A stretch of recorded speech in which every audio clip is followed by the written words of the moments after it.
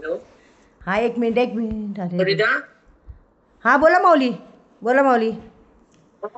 पंढरपूरला महापूजेला गेले ते परवा दिवशी. ते रेकॉर्डिंग ते दिवसभर ते पहाट रात्रभर भक्तीतून प्रगट होतो. वेदाच्या रस्त्यातून बुद्धीला भगवंताकडे जाता येतं. अहमबाबाचं आवरण वस्त्र काढून टाकता येतं आणि मग भगवंताच्या ठिकाणी बुद्धी स्थिरावते, थांबते. जी बुद्धी ती हा देहामध्ये थांबलेली होती आणि जडामध्ये चुरकलेली होती, तिला देहाशिवाय अन्न कुठलंही प्रेम माहित नव्हतं, कारण ती खोट्यात होती, म्हणजे अविद्येत, अविवेकात. म्हणून त्याचं प्रेम देहात, तिचा संबंध पंचमहाभूतात, तिचा व्यवहार जड वस्तूत, म्हणून ती बंधनात आहे. ती बुद्धी मुक्तीत नाही, आनंदात नाही. तिला आनंदाची चव माहित नाही. त्या बुद्धीला स्वतःची ओळख नाही. ती बुद्धी ईश्वरामध्ये समरस नाहीच नाही. मग कुठं समरस आहे? जगतात, विषयात, मोहात, पापात, देहात. एवढ्याला संपवायचं चेष्टा नाही. ईश्वरामध्ये थांबायचं तिला कळत नाही. वेदाचा मार्ग तिला कोणी सांगत नाही. म्हणून ती बुद्धी वेडी पिसी होती, पागल होती संसाराला. चिंतन दुःखाने त्रस्त होती, विषाने भांबावून जाती आणि अविद्येने बुद्धी त्रस्त होती. म्हणून अविद्येचा नाश करण्यासाठी ब्रह्मविद्येमध्ये जेव्हा मन पाऊल टाकतं, नामांतकरण, त्याला श्रवण भक्ती वेद नाव देतं. हा रस्ता मुश्किल आहे. बुद्धीला त्या रस्त्यावर आणणारे साधू आहेत. तिथं थांबणं तिचा अधिकार आहे. मोक्ष प्राप्त करणं हे तिचा शेवटचा कल्याणाचा मार्ग आहे. त्याला कल्याण म्हणतात. त्या वेदाच्या अनुसंधानानं बुद्धीनं आपलं परिवर्तन करणं आणि वेदाच्या रस्त्यावर येऊन थांबणं, जगताचा रस्ता बंद करणं, अविद्येचा मार्ग बदलून टाकणं, ब्रह्मविद्येला स्वीकारणं आणि अंधाराला तोडणं. अविद्येचा अंधार असतो, ब्रह्मविद्येचा प्रकाश असतो. तिथं बुद्धीचा प्रवेश असतो, तो श्रवणाचा मार्ग असतो. ते स्थान भगवंताचं असतं. तिथं समाधान असतं. तिथं बुद्धीचं थांबण्याचं एक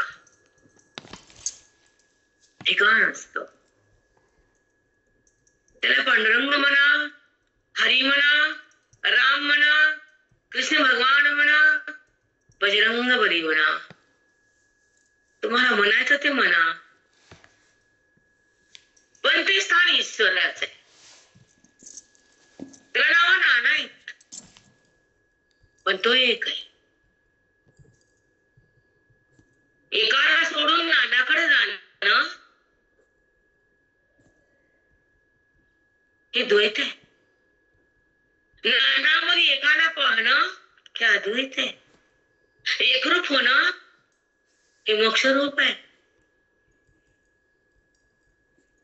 बुद्धी जडातून बाहेर येते, श्रवणाचं रूप आहे. ती अध्ययनात जाती, हे पुण्याचं रूप आहे. ती गुरुसोबत राहती, हे अधिकाराची ज्योत आहे. ती व्यक्त म्हणतात ज्या ठिकाणी तिला धोरणात मिळेल आयुष्यात, धन मिळेल तो भाग वेगळा, पुत्र पौत्र मिळेल तो भाग वेगळा, सोनं चांदी वस्त्र भंडार मिळेल तो भाग वेगळा. पण वेदाचे श्रवण मिळणं हे अत्यंत कठीण आहे. कारण भौतिक पदार्थ येतात आणि जातात, पण वेदाचे श्रवण आल्यानंतर ते मनामध्ये रुजतं, बुद्धीमध्ये भिजतं, मन आनंदात नसतं. तेव्हा ते मन रामामध्ये समाविष्ट होत. वेद, ह्याला कारण वेद आहे, ह्याला कारण गीता आहे, ह्याला कारण ओवी आहे, ह्याला कारण श्रवण भक्ती आहे, त्याचं नाव मुक्ती आहे. पण साधारण लोकांचा अधिकार शून्य असतो, नामकर्माचा असतो. मग ते कर्म कसं करावं हे 18 अध्याय सांगतो. कर्म कसा करावं आणि कुठपर्यंत कर्मात थांबावं, कर्मातून कसं बाहेर यावं आणि उपासनेमध्ये कधी अंतःकरण स्थिर व्हावं. उपासनेच्या नंतर त्यानं श्रवणासाठी साधूला शोधावं, बोधाला पकडावं, अंतःकरणाला बाधित करावं आणि श्रवणाला आत भरावं, वेदामध्ये मन रमावं आणि त्या मनानं विठ्ठल बनावं. त्याला श्रवण लागतंय. मरेपर्यंत जर कर्म केले तर श्रवण कधी करायचं? कारण आजकालच्या लोकांना कर्मात आवड आहे, कारण बुद्धी तेवढीच आहे ना. जसं पाकिटमध्ये 10 रुपये असेल तर कोथिंबीर येते आणि 1 लाख असेल तर 1 तोळा येतो. मग 1 लाख जमवायला बघा काय करायचं ते. 10ची नोट काढायची नाही, लाख भरायची नाही, वेदाकडे यायचं नाही, स्वतःला पाहायचं नाही, आत्मस्वरूप बनायचं नाही, देहभाव टाकायचं नाही. अविद्या संपत नाही, कर्माला अविद्या संपत नाही, पण कर्मावर संगती नाही. सुरुवात कर्माची आणि शेवट ज्ञानाचा आहे. ही अक्कल अधिकारवानाची आहे, मूर्ख लोकांची नाही. किती कर्मात गुरफटायचं आणि किती कर्म आगाव लावून घ्यायचे. कारण नित्य कर्मामध्ये जेव्हा सुरुवात होती तर केवढंच पालन करायचं. नैमित्य कर्म मनातून करायचं, ते आपण करतो. काम्य कर्म बंद करायचं आणि प्रायश्चित्त करणं तर सोडूनच द्यायचं. पण कर्म जर वाढवून घेतले हातानं तर घोटाळा झाला. तुम्ही तुमचं काय करायचं ते करा, पण सांगणं आमचं काम आहे. पण जसं कर्माचा अधिकार जास्त असेल तर ज्ञान निष्ठा बंद होती. अगदी म्हणून 18 अध्यायामध्ये वर्णाश्रम धर्मचारामधून 3 गुणाच्या प्रकृतीच्या धर्मातून 4 वर्णाश्रम धर्माची विभागणी झाली आणि त्या वर्षा धर्माचं पालन केलं तर तू मोक्षाच्या दारात येशील आणि माझी तुला प्राप्ती होईल. म्हणून नित्य नैमित्य कर्म बंद करू नकोस, वर्णाश्रम धर्माचं पालन केल्याशिवाय जगू नकोस आणि मला जाणल्याशिवाय थांबू नकोस, अविद्येला जवळ ठेवू नकोस, देहभावात रमू नकोस, जगताला खरं म्हणू नकोस. खरं मी आहे विठ्ठल, खरं मी आहे रामकृष्ण हरी. मग खरेपणा कुणाचा आहे आणि खोटेपणा कुणाचा आहे? खोटे म्हणजे मिथ्यात्व आणि खरे म्हणजे सत्यत्व. सत्यत्व म्हणजे चैतानंद, चैतन्य घन परमात्मा, ती शक्ती आहे, ती व्यापकात आहे, प्राणुरेणुत आहे, जीवनाचा आत आहे. तुम्ही परमात्मा आहे, जो साकार भी होईल, निराकार भी राहील, पण बोधन तुला माझा संबंध होईल. बोध म्हणजे श्रवणे आणि वेद म्हणजे ज्ञाने, अंतःकरण आमचं घाणे, म्हणून त्या जीवाला देहाच जाणे.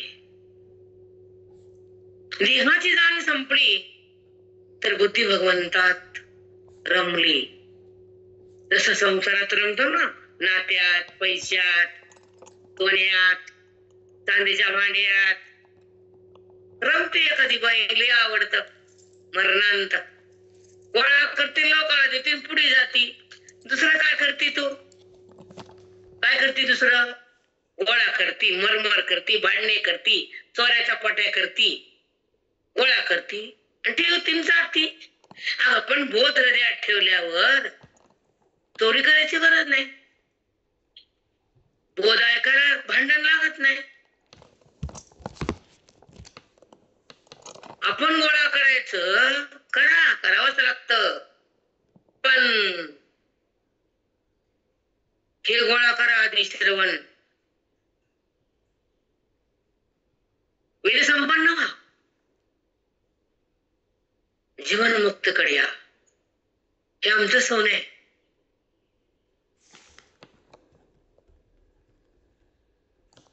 हे घेऊन हे लोकांना द्यायचं काम पडत नाही. ह्याला कोणी घेतच नाही. तुमचा विचार फक्त मला ठेवा म्हणतात घरातले. त्याची वाटणी करत नाहीत कोणी ग्रंथाची. न गती ना, चला तुम्ही बी जा, ग्रंथ बी द्या आणि बाहेर जा, चट सगळं जा.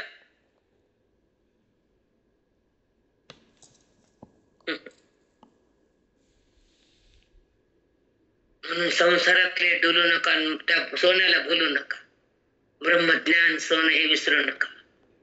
चिंतन हे आपलं कल्याण आहे, हे बुद्धीला सांगितल्याशिवाय जगू नका. तेव्हा तिला समजतं चिंतनाशिवाय काय खरं नाही. चिंता राहत नाही, भगवंत चिंता येऊ देत नाही. म्हणून चिंतन करावं.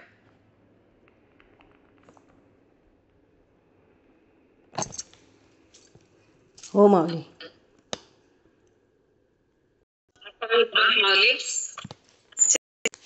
दोन 2 तास त्या कर्माला द्यायचे. एक घंटा ते चिंतनाला बसलेले दिसते का काहीतरी? एक ओवी लागली मला, आनंद सांगता येतो का जगाला? मला ओवी लागली आणि त्या ओवी संदर्भ बुद्धीने घेतला आणि त्यानुसार बुद्धीने अवलोकन केलं आणि त्याच मनाचं स्थित झालं. त्याचं परिवर्तन आम्ही केलं आणि अविद्येला आम्ही सोडून दिलं. तो क्षण आमच्या अभ्यास आला, साधून आम्हाला बोध दिला, हा ज्ञानाचा उदय झाला, अविद्येचा अंधार गेला, मन राम झालं, देहभाव टाकून दिला, आनंद पदी हृदय आलं, मनाचं मिलन भगवंताशी केलं, जगताचं नातं संपून टाकलं आणि अविद्येला बाजूला केलं. मन ईश्वराच्या आत आलं, ते राम झालं. हे कळव आणि भाव केलं काय कर न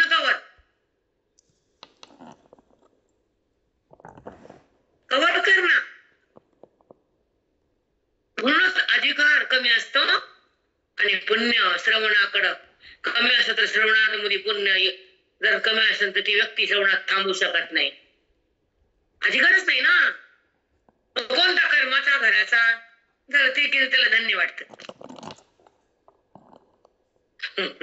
पण कर्म कोणचं करावं वर्णाश्रम धर्मानुसार आलेलं वाटायला आपला विषय. स्वे कर्म निरत संसिद्धीला बधे न राहा. मनुष्य प्राण्याला वर्णाश्रम धर्मानुसार आलेला आर्यवशक शूद्र क्षत्रिय हे 4 वर्ण मी करून दिले तर आणि त्या लोकांना ते कर्म सांगितले तर त्या विधीनं ते वाटायला आलेलं कर्म तू कर आणि रस्ता माझा झाला. संतांच्या चरणापाशी आपले श्वास घालावेत. विश्वास ग्रंथावर असावा आणि ओवीमध्ये बुद्धीनं प्रवेश करावा.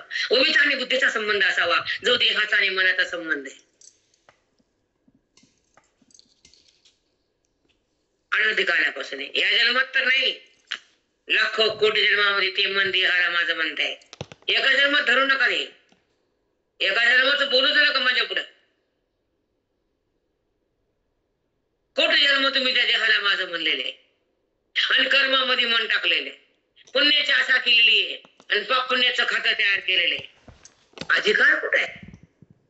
अधिकार हा कर्म करून सोडून देणं, वर्णाश्रम धर्मच पालन करणं, विहित कर्माला मन देणं, नित्य नैमित्तिक कर्म मनापासून करणं आणि श्रवणामध्ये आयुष्य घालणं. 2 दिवस महापूजा केली पण कासायच होता जीव. झोपून होते कालत रात्र जागरण प्रवास चित्ताला नाही ठेवायचं. मग बाहेर यायचं कर्मातून. जेव्हा कर्म करतेपणा जातो ज्ञानानं, कर्म होतं ज्ञान आणि गुणानं. धर्मानं कर्म होत, पण कर्माचा संबंध ज्ञानानं जातो. हे कर्मठाला कळत नाही, कर्मठा लोकाला, आणि जास्त कर्मठाचे आहेत. कारण ज्ञानाचा अधिकार शून्य असल्यावर कर्मामध्ये मन आवडीनं नाचत थय थय थय थय. कारण अधिकार शून्य. बरोबर आहे माऊली, खरंच आहे. थय थय नाचते ते. श्रद्धेचं नियमन, विश्वासाचं अवलोकन आणि वेदाचं मनन चिंतन हे आम्हाला आमच्या गुरूंनी शिकवले.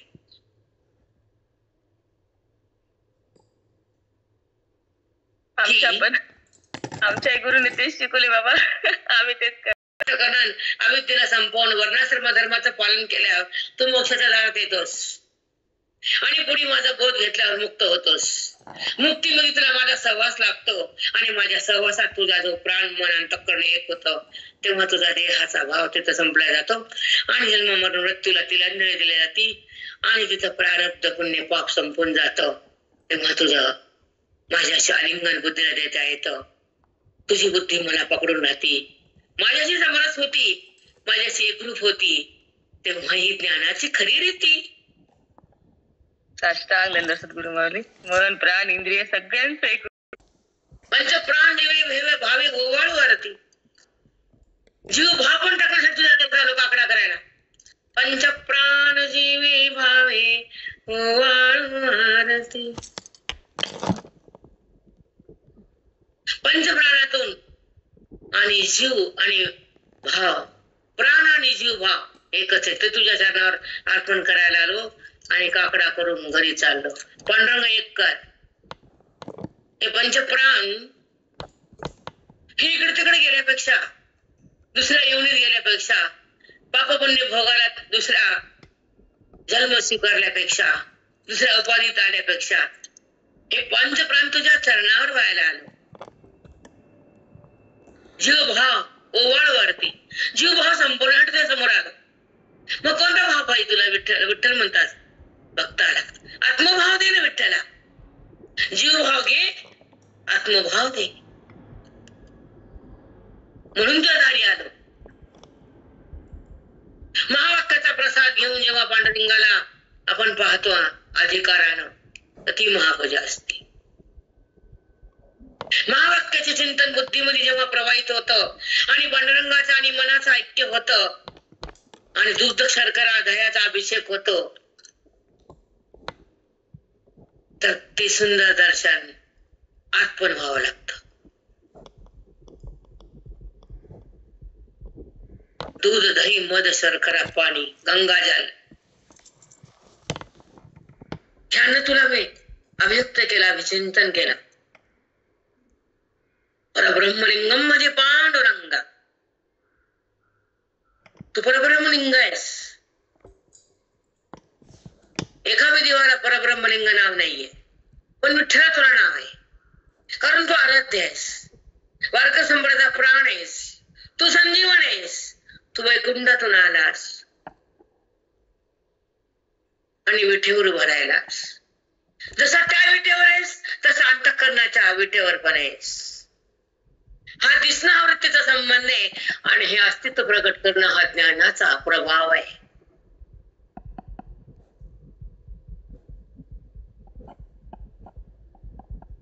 म्हणून महावाक्यापासून आलेलं ज्ञान अंतःकरणामध्ये विराजमान करणं आणि त्या महावाक्यातून जो जीवभाव संपवणं आणि आत्मभाव हृदयाच्या विटेवर प्रकट करणं, त्याला म्हणतात खरी महापूजा.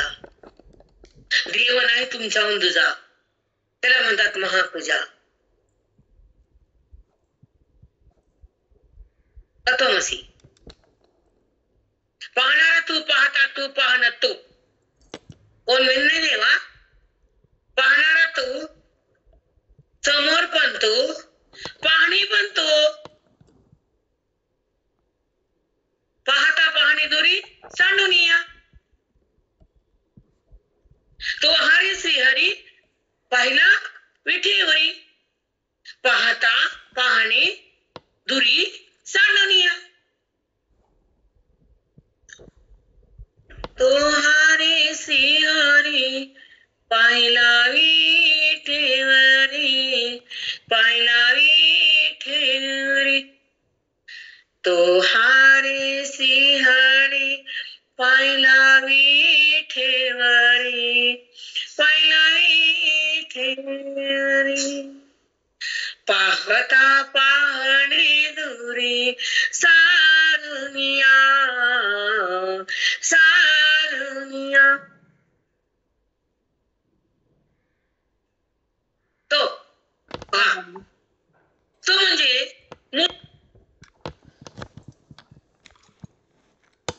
हा हा म्हणजे समोर दिसणारा डोळ्यात हा श्रद्धा भक्ती भाव प्रेमानं उसळून टक्करण त्याला पाहताना मन मुक्त होता मंत्रमुग्ध होता तो हा समोर पण तो समोर आहे तो कोण आहे कसा आहे त्याचं रूप काय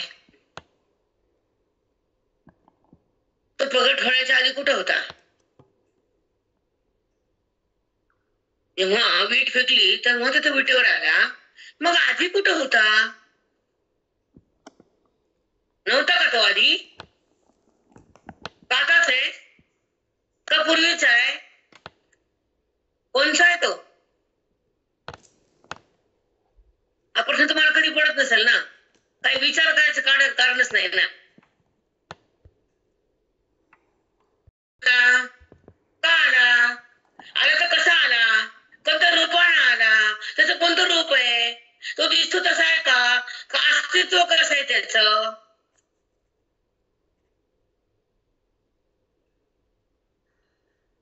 तो भक्त पुंडलिकाच्या निमित्तानं जगासाठी धावून आला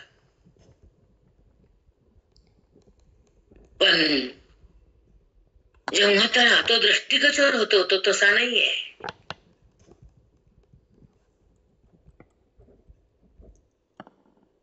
कारण त्रिपुटीच्या संबंधाने दाखवणारा जो परब्रह्माचा अवतार भक्तीची राशी तो जो आहे गाभा आहे तो ठीक आहे चित्ताकर्षण करणार आहे मनाला भूल पाडणार आहे भक्ताच्या सोबत राहणार आहे संकटाला धावून येणार आहे कृपेचा पाऊस देणार आहे पण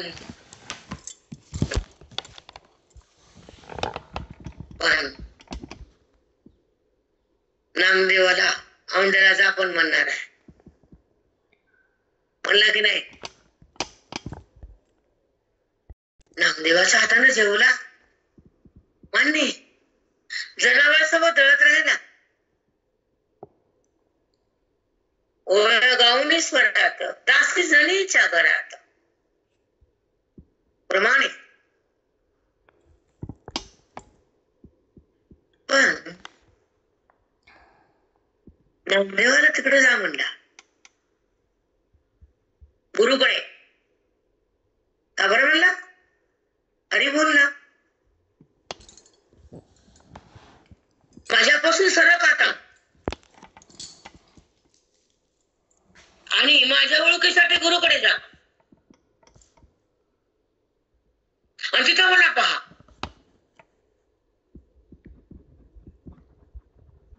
मी तुझ्या सोबत आहे ह्याचा अनुभव घे तू मी येत आहे हे चित्ताला सांगून दे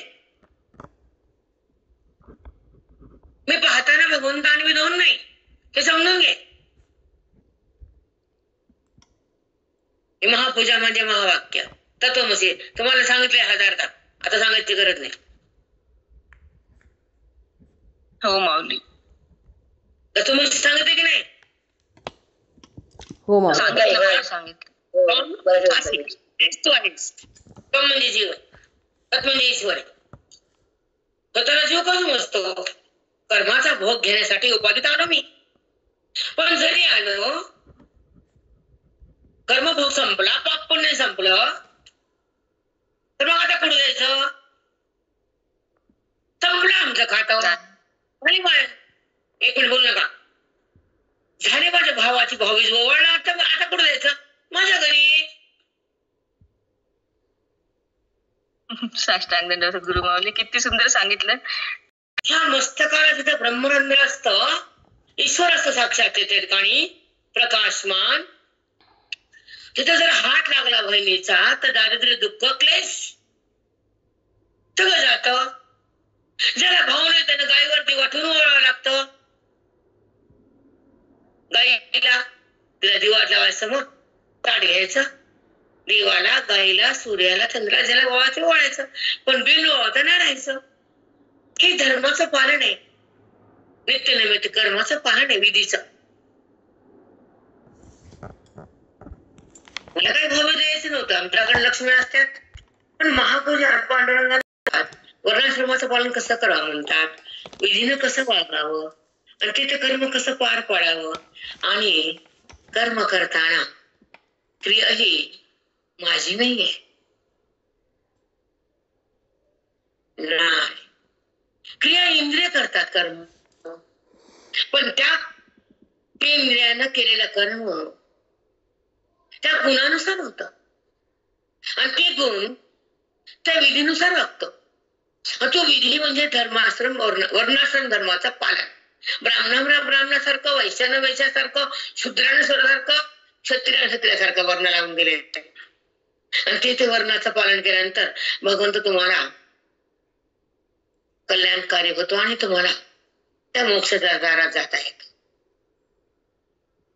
नंतर तुम्हाला मोक्ष देतो देव. पण वर्णाश्रम धर्माचं पालन एवढंच करायचं, आगाव कुठाने नाही ना. नित्यकर्म पूजा,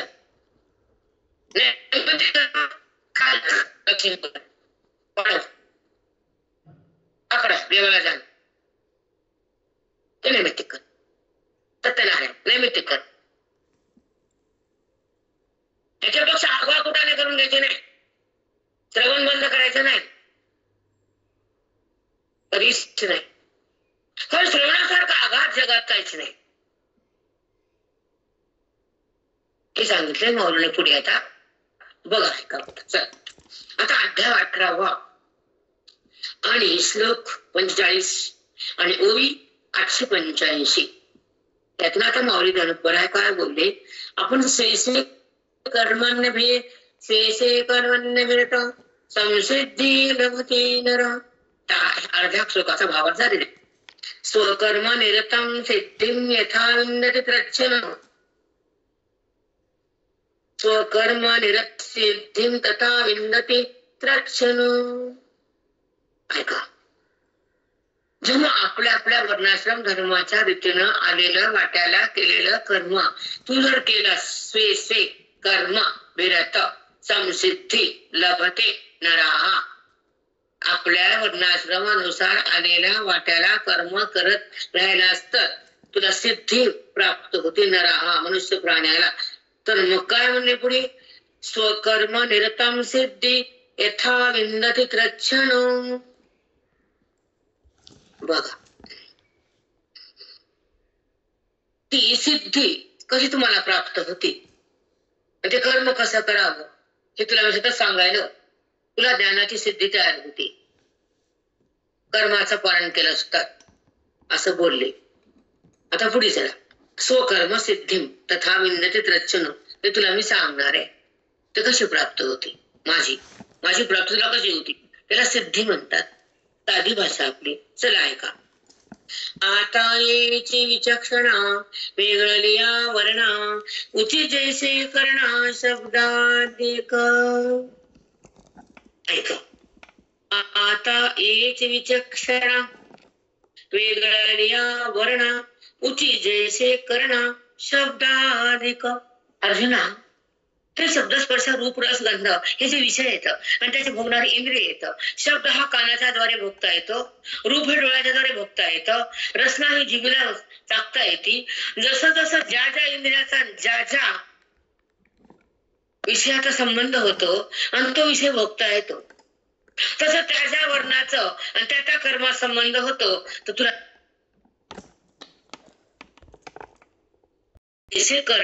करणा म्हणजे इंद्रिय. ज्या ज्या इंद्रियाला जे जे विषय असतात दोघांचा संबंध होऊन तो भोग तयार होतो. शब्द हा इंद्रिया श्रवणेंद्रियाद्वारे भोगता येतो, कळतं. डोळ्यानं हे रूप कळतं, जिभेला रस कळतो. तसं त्या त्या वर्णाश्रमा धर्मानुसार केलेल्या कर्मानं मी कळतो. हरिओम. तुला मी या कर्माचं धर्माचं स्वधर्माचं पालन केल्यावर तुला ज्ञानाकडे कसा खेचतो बघ अर्जुन. पण तू धर्माचं पालन कर. तू क्षत्रिय तू युद्ध कर. रडणं बंद कर. बाण हातात घे. धर्माचं पालन कर आणि या धर्माचा नाश कर. हे गीतेचा गाभा आहे. कारण अर्जुनाने धनुष्य टाकला होता, रडणं सुरू होतं आणि नात्याला माझं म्हणणं सुरुवात होते. कारण कर्म मी कसं मारू, कारण मारणारा तू नाही मी आहे. मग करतेपणा घेतल्यानंतर अजून रडलाय. कर्म सोडायचं असं म्हणलाय आणि रथातून उडी मारलाय. तुटलं का नाही कर्म वाटायला आले क्षत्रिय धर्माचं. त्याला बोला. त्याला सोडून दिलं आणि त्याला रडू आलं आणि नात्यापाशी मन गेलं आणि हे माझे आहेत म्हणला. कारण तो कर्माचा करता समजू लागला. कर्माचे करता इंद्रिय आणि त्यांचे गुण आणि त्यांचा असलेला त्रिपुटीच्या संबंधाने व्यवहार. हातानं बाण मारताना हाताचा कर्म आहे आणि हातामध्ये गुण आहेत, गुणाची शक्ती आहे आणि होणारा व्यवहार म्हणजे कर्म आहे. त्याला तू पाहणार आहेस. त्याचा संबंध सोड आणि माझा संबंध जोड. हे कर्मानुसार तुला माझा संबंध जोडता येतो. हे जर कळालं, करणारे इंद्रिय कर्म करतात, त्याच्यामध्ये गुणाचा प्रवाह तयार होतो. त्या गुणाच्या शक्तीने ती इंद्रिय तिथे कर्म करतात. जसं डोळा रूपालाच बघतो, कान शब्दालाच ऐकतो, तसा गुण हा इंद्रियाला कार्यरत करतो. तेव्हा गुणामुळे कार्य होतं, इंद्रियाच्या द्वारे होतं. तू इंद्रिय में नाही आणि तू गुण में नाही. इंद्रियाहून आणि गुणाहून तू अलग आहेस. तुझं रूप माझं आत्मरूप आहे. मग तू कर्मात का जातोस, कर्माचा का करता होतोस आणि अविद्येमध्ये का जगतोस आणि कर्तापणा करून पाप पुण्य का बघतोस.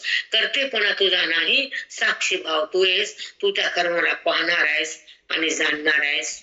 जाणणारा हा कर्माहून अलग असतो आणि कर्म करताना मीच केलं असं म्हणणारा अविद्येने युक्त असतो आणि पाप पुण्याचा ठेवीदार असतो आणि दोषाने युक्त असतो. कर्माच्या फलाचा भोगता असतो आणि कर्म पाप पुण्य उत्पन्न करणारे एक साधन असतं. पण जेव्हा हे कळतं तर पाप पुण्य संपत, कर्तेपणा जातो आणि अहंकार बंद होतो आणि स्वसाक्षात्कार स्वतःला होतो. तो ज्ञानाचा भंडारात येतो आणि तो मला जाणून मद्रूप होतो. हा कर्माचा लाभ मी तुला देतो. कसं सोडावं, करता कसा बनावा, फळाचा परित्याग कसा व्हावा, कर्माचा संबंध कसा जावा, मन अंतःकरण हे ईश्वराकडे कसं प्रवाहित व्हावं. जेव्हा कर्मातून मन अलग होतं तर भगवंतात विलीन होतं, बोधामध्ये संलग्न होतं, वेदाच्या संबंधात येतं, श्रवणाचं भाग्य उदय होतं आणि त्या मनाला स्वतःचं रूप पाहता येतं आणि ते मन ईश्वरामध्ये समाविष्ट होतं. हे ज्ञानाचं फल समसिद्धी लभते नरहा. सुंदर माऊली, खरंच. ऐकणं आणि बोलणं करणं खरे, काहीच अवलोकन करता येत नाही तर काय खरे बाबा. केवळ अट्टहास, आटापिटा, चटणी वाटा आणि पाटावर म्हणता.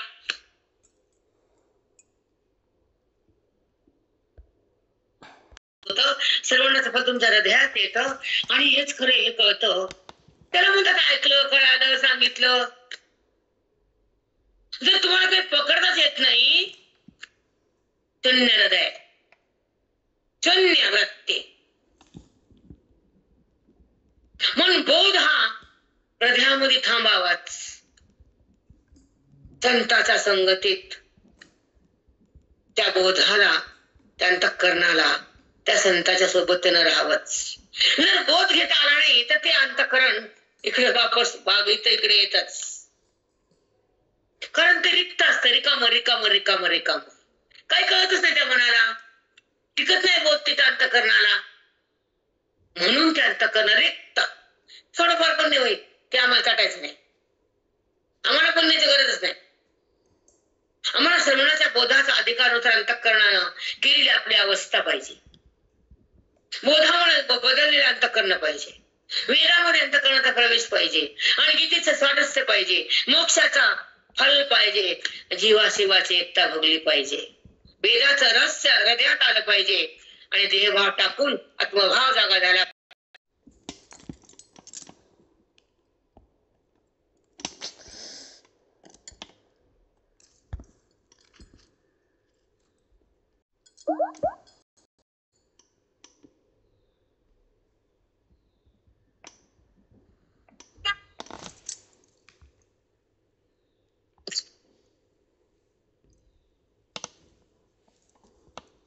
चला, मीटिंग संपली होती का? हो माऊली हो. पकडता यायचं तू राहत नाही चाललं नाही. आता तुम्ही सगळं सांगितलं करेक्ट, तुमचं बोलणं कळालं. मंगलम जोशटवाड.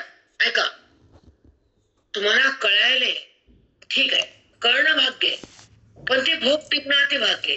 त्याच्यामुळे तुम्ही पुन्हा रेकॉर्डिंग ऐका, पुन्हा ओवी हातात घ्या, पुन्हा शब्दाकडे पहा, कर्मच पुन्हा पुन्हा पुन्हा पुन्हा पुन्हा काय उभं धिंगाणा. तुम्ही स्वतःसाठी अध्ययन करा, वेदाचे चिंतन करा, ओवी समोर धरा, माऊली काय बोलली बघा, आणि ते मनानं अवलोकन करून तशा मनाची अवस्था करा, तर फायदा आहे ना तुमच्या आश्रवणाचा, जगण्याचा. काय फायदा आहे ते आपण आता जगायचं शिकावं, अध्ययनामध्ये श्वास खर्च करावे, आणि वेदाचा अभ्यास सतत करावं, आणि वैराग्याला धारण करून त्या बोधाला आत भरावं, आणि साधूच्या चरणी मस्तक नतमस्तक राहावं. माझं कल्याण व्हावं अशी आशा करावी. पांडुरंगाला हीच प्रार्थना करावी की तूच भगवंत आहेस, तूच माऊली आहेस, तूच गीता बनवली, तूच महाभारत घडवलं, तूच कृष्ण बनणार आहे. मग कारण विठोबाचा प्राण सखा ज्ञानोबा, ब्रह्म साम्राज्य दीपिका वर्णिली गीतेची टीका, विठोबाचा प्राण सखा ज्ञानोबा माझा, चालविली जड विंती हरणी चांग याची व्रांती, मोक्ष मार्गीचा सांगाती ज्ञानोबा माझा, ज्ञानोबा माझा. विठोबाचा प्राण सखा, सखा म्हणजे खूप आवडीचा तो कोण? माऊली ज्ञानोबा, जे आता आळंदीत संजीवन आहे, हे त्यांचंच एक रूप आहे. त्यांना पांडुरंगाला बोलता येत नाही, बोध देता येत नाही, आणि भक्तीतून बाहेर येता येत नाही, म्हणून माऊली बनले. ज्ञानाचं भंडार खुल्लं करायचं होतं, ज्ञानेश्वरचं लिखाण करायचं होतं, जगाला ज्ञान द्यायचं होतं, मोक्षाचा रस्ता करायचा होता खुल्ला, वेद चित्तामध्ये भरायचा होता, प्रत्येक प्राणीमत्तेच्या अंतःकरणामध्ये वेदाचा पाऊस टाकणं म्हणजे ज्ञानेश्वरी.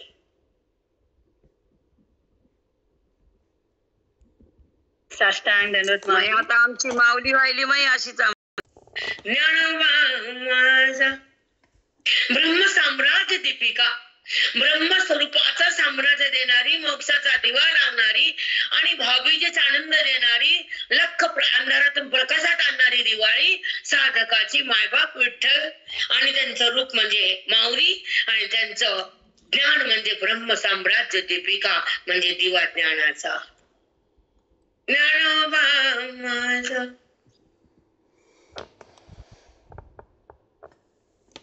दोन ऐकलं भक्तीमध्ये रमलेले आणि भक्तामध्ये तुडुंब भरलेले, भक्तीमध्ये भिजलेले. भक्त आणि भगवंत दोन नसतात, तसा जीव आणि जीव दोन नसतात, हे कळावं. भक्तीचं रहस्य उघडं करावं, आणि वेदांतात मन थैमान घालावं. एक करू नका खिचडी, द्वैत आणि अद्वैताला समजून घ्या. मग तिकडं नाही इकडचं बुद्धन त्याला, तिकडचं ह्याला. अरे भक्ती अद्वैतात आहे, ज्ञान भक्ती द्वैतात आहे, ज्ञान अद्वैतात आहे, आणि मुक्ती श्रवणात आहे, प्राप्ती ही तुमच्या अधिकारात आहे, तो तुमच्या सोबत आहे, तो मीच आहे. तत्वमसी अहं ब्रह्मास्मी हे वाक्य होकार आहे, आणि आणि तत्वमसी हे शिकायला बोधपर वाक्य म्हणतात त्याला. गुरुच्या माध्यमातून साधकाच्या हृदयामध्ये जेव्हा तत्वमसीचा जेव्हा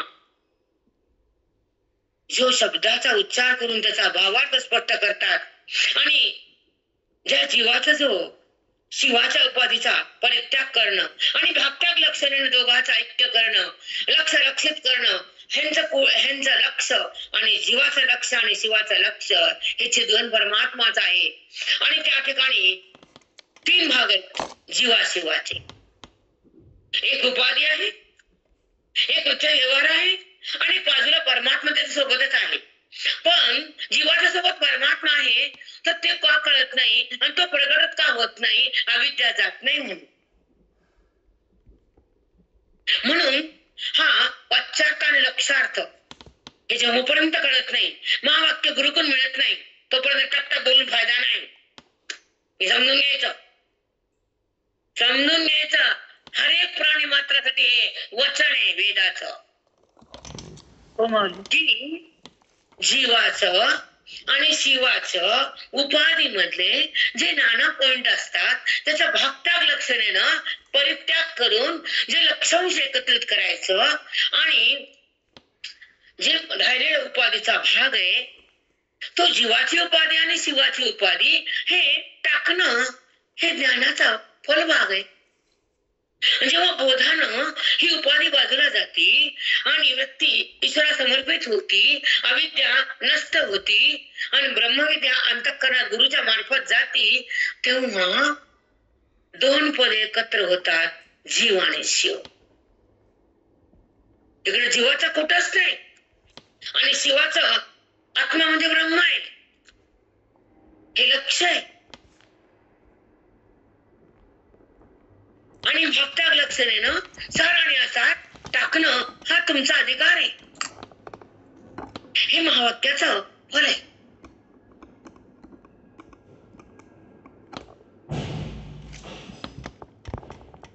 हे महावाक्य देतो. हे अंतःकरणाचं आणि ईश्वराचं नातं ते एकजूट होत, एकत्र येत. एकत्र जीवात्मा शिवापाशी तद्रूप होतो. त्याची ज्योती भगवंताच्या ज्योतीत मिसळून जाते. ही महावाक्याची रीती, ही श्रवणाची फलप्राप्ती, ही अभेदाची स्थिती, ही मोक्ष प्राप्ती. मग ती कळणं न वळणं. हरिओम हरिओम. सारखं म्हणजे उपाधी आहे. तुमचा जीवाचं पण वाच्यार्थ आहे, त्याला पण उपाधी आहे. त्याची उपाधी मोठी आमची छोटी असेल देवा, तू दिली ना, तू ती घेतलीस माया उपाधी, त्याच्यासाठी तुला बाहेर येतच येत नाही. तुला प्रगट व्हायला मायाच लागते रे आणि आम्हाला पंचभूताच्या अविद्याच लागते रे. हे आम्हाला कळाले देवा. समजून दिले गुरुनं, सांगितले आमच्या माऊलीनं, शिकवले आमच्या श्रवणानं, मन दंग झाले तुझ्याच बोधानं. ते तुझ्याकडे यायले वेदानं, तुझ्यात रमाले महावाक्यानं, तुझ्याशी एक व्हायले गुरुच्या कृपेनं, आनंद भोगाले रे आमच्या श्रवणाच्या माध्यमानं. हेच मन तुला समर्पित व्हायले. आम्ही समर्पित करायलो भक्तीनं, ज्ञान भक्तीनं. आणि तुला माहिती ते सांगावं लागतं का तुला? तुझं लेकरं तुझ्याकडे यायलं तर तू 2 पाऊल टाकी बसतो का तसा? लेकरं पडली होती का माय? नाही. पुढे जर खड्डा आला पळत येती आणि खड्ड्याच्या बाजूने लेकरं अलीकडे घेती, रात्याला लावून त्याला सांभाळती. त्याचा सांभाळतो. संसाराचे खड्डे, प्राव्याचे खड्डे, पाप पुण्याचे खड्डे तिथून बाजूला कर आणि हातात हात धर. दर्शन विठ्ठला मागणं माझं तुझ्या चरणाशी. जर खड्डे आले तर खड्ड्यात पडू नको. तू धावती आहे, बोध मला दे. मला माहिती तुला येता येत नाही, नंतर पण ये ना. मग एक एक ओळी हृदयात ये ना आम्हाला.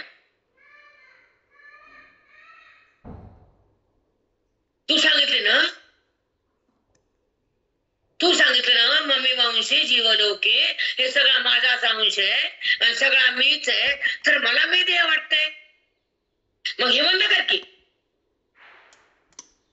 तुझ्याशिवाय कोण करील? कारण ईश्वर कृपेनं देह भावन्न होतो. अंतःकरण कृपानं ग्रंथ लागतात. ईश्वर कृपेनं संत मिळतात. अंतःकरण कृपेने ग्रंथ कळतात.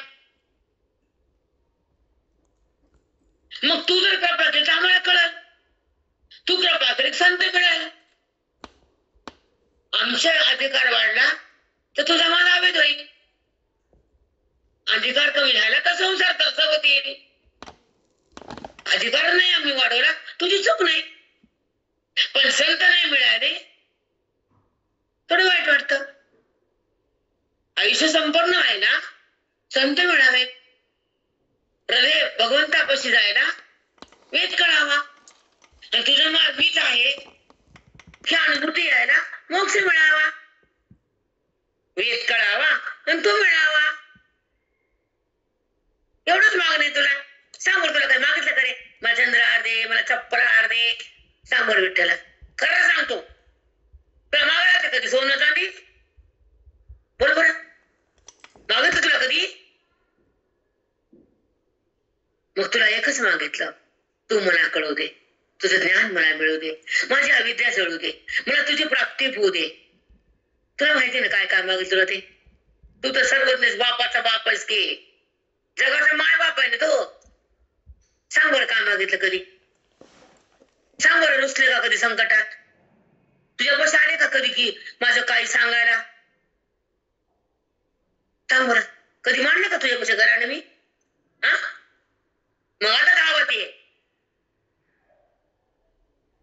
जरा अलीकड या मला पलीकडण्या पांडुरंगा, मधी भरणी चंद्रभागा.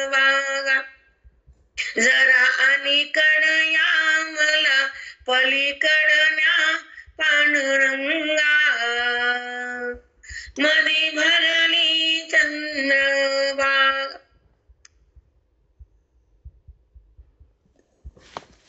चंद्रभागा भाऊसागर. काय दंडवत माऊली, खूप सुंदर. काय काय त्याच पांडुरंगानं महापूजाला बोलवलं दिवाळी दिवशी. कधी वाटलं पण नाही. सगळे रडलो आम्ही धड. गुरु ज्ञानदेव तुकाराम आनंद गेले ना. नाथरी जलदच्युता पाणीयाचित सरिता, सरतेसी बंडसुता सिंधुचिता. नाथरी सरित अच्युता म्हणजे मेघातून आलेला पाणी पडलं, नदीला योग्य पडलं. ते जर पाणी नदीत पडलं तर ते पाणी वाहत समुद्रालाच मिळतं. आणि ते जर पाणी तळ्यात पडलं तर ते समुद्राला मिळत नाही. किती किती गंभीर अर्थ आहे बघा. नदीचं मेघाचं पाणी तळ्यात पडलं तर ते वाहत नाही. वाहतं कसं तळ्याचं पाणी? नाही माऊली. पाणी जर नदीत पडलं वाहत्या गंगेत, तर ती गंगा वाहत वाहत वाहत कधी ना कधी समुद्राला मिळते. तसं जर वर्णाश्रमाचं पालन केलं तर त्याची वृत्ती मला मिळतेच. राम राम राम राम. अच्युता पाणी अवचित सरिता, सरतेसी बंडसुता सिंधुचित. सरतेला म्हणजे गंगेला, गंगेत पडलेलं पाणी नदीरूप होतं. नदीर वाहत वाहत मला मिळते. तसं कर्म करताना मन जेव्हा कर्म करत राहतं, वर्णाश्रमानुसार होतं, तर ते वर्णाश्रम धर्माचं पुण्य मला प्राप्त करून देत. वर्णाश्रम वशे जे करणीय आणि असे, गोरी अंग जैसे गोरेपण. जैसे वर्णाश्रम वसे जे करणीय आले असे, वर्णाच्या धर्मानुसार वाट्याला आलेलं तू केलेलं कर्म तू जर केलंस.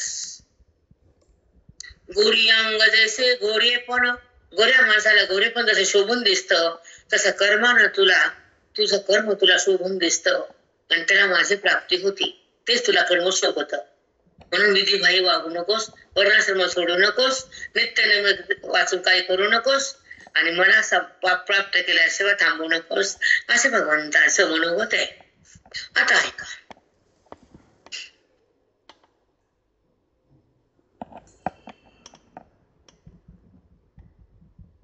तया स्वभावेत कर्मा शास्त्राचे मुखे विरत्तमा प्रवर्तावया लागी प्रमा आढळ की जय प्रवर्तवा लागी प्रमा आढळ की जय. वर्णाश्रम धर्मानुसार आलेलं कर्मच मी करणारे अशी आढळ श्रद्धा जर ठेवली तर बुद्धी अन्य कर्माकडे जातच नाही, तिला कोणतं आवडतच नाही, ती कर्माला ती टाकतच नाही, अविधीने वागतच नाही, पाप तिच्या हातून होतच नाही आणि ती मला जाणल्याशिवाय राहतच नाही. अशी बुद्धी आढळ कर, बुद्धीचा निश्चय कर, ते कर्म करावं लागतं असं मनाला समजून दे आणि तिनं निश्चय आढळ केल्यावर त्या कर्मातच ती राहती. कर्म ती सोडत नाही, विधीचं पालन संपत नाही आणि कर्मचा संबंध तिला होत नाही. आणि माझं हे ऐकल्यावर कर्माचा स्पर्श पण ती धरत नाही, पुण्याची तिला आस नाही, पुण्याचे तिला ध्यास नाही आणि ती वर्णाश्रम धर्माचं पालन केल्यावर ती मला बुद्धी मला जाणल्याशिवाय राहत नाही. लागते हे करावंच लागतं. ह्या वर्णाश्रमामध्ये आलो नाहीतर पाप लागत, नाहीतर नरकात जावं लागत, असा भीती आहे, पुन्हा त्रास आहे, पुन्हा दुःख आहे, पुन्हा भगवंताची प्राप्ती नाही. विधीचं पालन करावं लागत, वाईट वागायचं नाही, धर्माच्या रेषा ओलांडायचे नाही, वर्णाश्रम धर्म टाकायचा नाही आणि विधी भाई वागायचं नाही. आजकाल अवघड आहे, सांगणं सोपं आहे, ऐकणं सोपं आहे, पण वेदाचं विधीचं पालन कोण करतंय? नाही बेटा. बरेच लोक अविधीने वागतात, अविधीने भाव कमवतात. नाही, विधीचं पालन खूप कमी ठिकाणी आहे, कारण आता कलीचा प्रभाव आहे, त्यानुसार त्या मनाची बुद्धी तशीच होती आणि हे कर्म करू नका म्हणलं ते कर्म आपण केलं जातं. असं आहे ना. पहिलं लोहाराचे काम लोहारानं करा, सुताराचे काम सुतारानं करा, ब्राह्मणाचे भागत ब्राह्मणानं वाचा. आता तर कुणी उठसूट, कुणी तोंडवरी करून उठायला, कीर्तन कुणी करायले, प्रवचन कुणी, भागवत कुणी, त्याला त्या भागवताला जात नाही, धर्म नाही, पैशाचं टेंडर केले, कुणी उठलं तोंडवरी करायले. मंडपण प्रमा ढळकिले पया फुले रत्न थिते पै पारखियाचे हाते तैसे सुकर्म आपले शास्त्रे करावे. आपल्यापाशी रत्न नाही पण दाखवलं सोनाराने चांगलं आहे का, भारीच आहे ना, खरंय नाही हो म्हणलं की मग जपून ठेवतो, बाहेर तसा बाहेर ठेवतो. तसे सकर्म पैसे शास्त्रे करावे, तसं आपल्या वाट्याला आलेलं कर्म आपण खुशीने करावं. जैसी दिठी असे आपले आठाई परिदीपेवीन भोग नाही, मार्गुण लाता काही पायस्ता होया, मार्गुण लाहता काही पाय असता होय. मार्गच माहित नाही, पायाला दिसतच नाही अंधारात, डोळा आहे पण दिसणं अंधार आहे, मग दिवा लावा लागतो, दिवाच्या प्रकाशामध्ये पायाला चलता येतं, पण अंधार आहे, पाय असून काय काम आहे, पायाला चलता येत नाही. तसं विध कर्म वाचून मला जाणता येत नाही. चला मग ऐका, पाय असता होय म्हणून ज्ञाती वशी साचारू सहज असे जो अधिकारू तो आपल्या सासरे गोचरू आपण कीजे. म्हणून ज्ञाती वशी साचारू सहज असे जो अधिकारू तो आपल्या सासरे गोचरू आपण कीजे. तेच प्रश्न पुन्हा पुन्हा सांगितलाय. जसा स्वभाव धर्मानुसार तसा बनवायचा, जे कर्म आहे ते वाटायला आलं तसा स्वभाव करून ते कर्म तुम्ही करायचं. बघा, जसं असे अधिकार तो आपल्या शास्त्रे गोचरू आपण की, शास्त्रानुसार आपण ते कळून घ्यावं आणि ते कर्म आपण पार पाडावं. मग घरी जाते ठेवा जीवी डोळ्या दावी दिवा, तरी घेता काय पांडवा आढळू असे. आपल्या घरातली वस्तू अंधारात होती दिसली नाही, दिव्याने दाखवली आपलीच वस्तू आपण पटकन देतो, भीत नाही घ्यायला. तसं स्वधर्माचं पालन केल्यावर आपलंच रूप परमात्मा आहे हे प्राप्त करायला वेळ लागत नाही. चला मग घरी चाचे ठेवा तैसे स्वभावे भागाने, परी शास्त्रे खरे केले ते विहित जो आपले आचरेगा. तैसे स्वभावाचे आले, जे स्वधर्मानुसार तुमच्या वाट्याला आलं, शास्त्रीय खरे केले, शास्त्राने तुम्हाला सांगितले हेच करा, ते विहित जे आपले आचरेगा, ते विहित माझं करावंच लागते. विधीनं सांगायचे विहित असं असं करा, असं असं आणा, असं असं ठेवा, आता शेण आणून पांडव काढतो आरामध्ये. आणि आमच्या आणून म्हणजे अगं म्हणलं पांडव काढण्यास म्हणजे शेण भेटत. हे मीच करत आहे. पांडव दारात काढणं, तेलाचा वाडा दारात करणं, गवळणी करणं, गोपाळ करणं, ते जातं करणं वेगळं वेगळं असतं त्याच्यामध्ये. ते होतं पहिल्यांदा. त्याची काही कारणं असतात. त्या वास्तुदोषामध्ये ती केलं त्या घरातलं सौजन्य, प्रगल्भ पुण्य असं वाढतं. पण ते आता काही आमच्या सिटीला तर भेटतच नाही. आमच्याकडे ती पद्धत पण आहे. जांभळा आमच्या ते कोणी केलेलं नाही. इकडे असतं आमच्या बाहेर. तिथे मांडवणी फळकाम दवडवणी अंगे जीवी मांडवणी ते याची पण आळस करू नको. आळस आणून दे. फळ का भाग दवडून कर्माचा फळ मागू नकोस. पण तसं कर्म करत चाल. अंगे जीवे मांडवणी ते अंगे म्हणजे शरीर, जीव म्हणजे मन. हे भगवंताला अर्पण कर. कर्म करता करता भगवंता तूच कर्म करून द्यायलास. इंद्रिया शक्ती तू द्यायलास. तुझ्या मते व्हायला मन बी तुझं आणि देह बी तुझा. तू बनवलास तुझ्याच कार्यासाठी उपयोग होऊ दे. मन तूच तयार केलं तुझ्याकडे राहू दे. ते संसारात गुंतू देऊ नकोस. मनाला चिंता वाटू देऊ नकोस. मन अविद्येमध्ये गुंतू देऊ नकोस. मनाला देहाकडे जमू देऊ नकोस. ते तुझं आहे ना. तू तयार केलंस ना. तू दिलंस ना. मग ते अंग म्हणजे देह, मन म्हणजे वृत्ती ही तुझ्या मशीत राहू दे. ती बाजूला जाऊ नये. कर्म केल्याशिवाय राहू नये. आणि मी केलं म्हणू नये. आणि त्या कर्माचं फल चाकू नये. असं जर तुम्ही कर्म करता यायला तर त्या जीवात्म्याला परमात्म्याची एकता भोगता येते. नाहीतर ह्या मृत्यू लोकांमध्ये फिरावं लागतं. हे ज्ञान फार श्रेष्ठ आहे बेटा. कारण ही सांगणं कुणी मिळणं कुणाला कळणं. लोक कर्म जसे नाचतात तसे ज्ञानात नाचत नाही. मला दिसतंय ते. पण विहित करावं. ठीक आहे छान पहिला टप्पा छान आहे. पण पुढे अधिकार कमी पडतो तेव्हा वेद तुम्हाला जाणण्यासाठी बुद्धी तुमची फार थोकुडी पडते. थोकुडी. तिला वेदामध्ये थांबताच येत नाही. वेदाचं अध्ययन तिला झेपतच नाही. का झेपत नाही वेदाचं अध्ययन? संसारच का आवडतो? संसारच का करते जास्त? वेदाचा अभ्यास जास्त करावा का संसारार्थी करावा? संसारार्थी करू नये. कर्तव्य पार पाडावा आणि आपल्या चिंतनासाठी जगावं. भेदातून निघावं ना भेदात राहावं. अविद्येला सोडावं आणि ब्रह्मविद्येला जोडावं. संतांच्या संगतीत जगावं आणि दानधर्म करावं. पुण्याचा मार्ग स्वीकारावा आणि आपल्या स्वरूपाला प्रगट करावं. हे छंद असावा मनाला की माझ्या रूपाची प्राप्ती करायची. माझ्या अनुभूती मनात भोगायची. मला वृत्तीतून बाहेर निघायचं. मला अविद्याला सोडायचं आणि या उपाधीतून अलग व्हायचं. ही तुझी आहे. ही येणारी जाणारी आहे. ही छोटी होती सुईच्या टोका एवढी. आईच्या गर्भात असताना केवढा होतो माझा आकार केवढा होतो. सूक्ष्म होतो मी आईच्या गर्भात. ते वाढत वाढत हातपाय बनले. ते वाढत वाढत पाचवीला प्रारंभ दिलेला गेलं. तसं तसं माझ्या समोर आलं. हा देह एवढा मोठा झाला. मग आधी एवढा होता तो तसा का नाही राहिला? तो सारखं नासाकडे चालला. त्याच्यात परिणाम व्हायला, तो वाढायला, त्याच्यामध्ये शक्ती क्षीण व्हायली, त्याच्यामध्ये इंद्रिय बेकार बनायले, बुद्धी वाईट मार्गाला चालली, नाना पाप व्हायले, इंद्रिय पाप करायले, मन चलबिचल व्हायलं, मन संतप्त व्हायलं, मनात राग द्वेष यायले. मग कोणची भक्ती खरी देवा? जिथं मनात राग आणि द्वेष आहे तर ती वृत्ती भक्तीमध्ये लीन होत नाही.